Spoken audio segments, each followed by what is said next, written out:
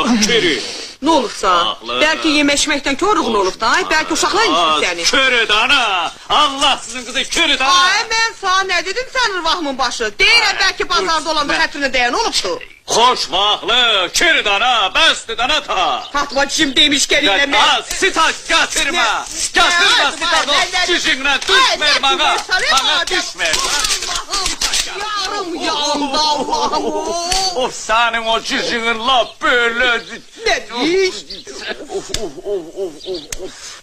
Bu hencer arbat buna vereyim hemen bunu basıp öldüreyim. Köpeğin yüzünü. Nay nay nay nay nay. Nay nay nay nay nay. İstiden ölürüm. Vay bacı bir şey oldu. Bacı göyden alo yağır, bacı ciğerim yandı, kız ciğerim yandı. Kızlar, gedin biraz serinlenim. Qarnınızda şiş var. Dünən Rasimcik mənim üçün bir şey alıb. O elə hər gün sənə nəsə alır da. Ne alıbaz? Düz qalçır. Ay. Prozraçni. Bax. Oy. Canay qız, həyətdə kişi var. Seni yanaşı. Əgər qadın gözəlliyinin yanında ərimirsə, o heç kişi deyil. Bakalım.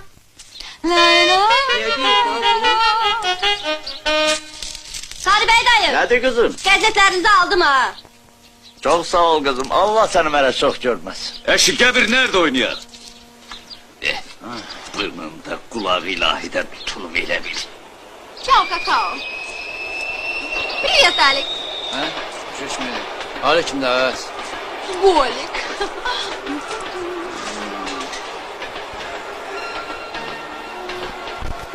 Allah. Тазик. Привет. Ради друг. Лежа. Ne dedim ben o? Arka golik. Yüzü başım partlayıp. Sabah söyle Allah'ım. Teze ne yazmışsın Murat? Olmaya yuhuda da vır sana. Başım partlayıp. Şahin! Ödü. Koyma ölüm. Ben ölüm. Pulum zadım yoktu. Net o. Dengi net o.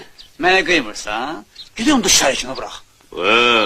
Ben senin tekin her gün işsem millet benim üzüme tüpürür. Bak Moşe, tutar ki sen de bir millet. Hı. Tüpür benim yüzüme. Ama bir 5 diyor. Başım üç. partlayıp.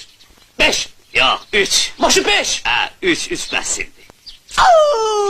Kurban sana şair kişisen. Ancak sen şiirler okuyacaksın. Ay bugün öyle hamı beni öpür. Ajalmı gülür ay beni.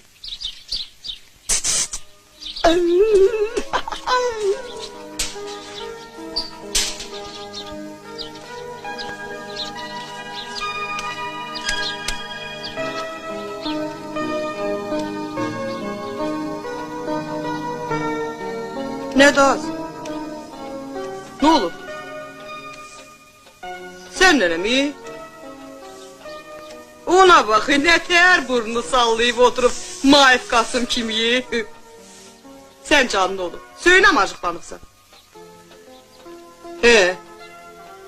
Sən fikir vermə. Neye? Olur hərdən. Ne olur bir?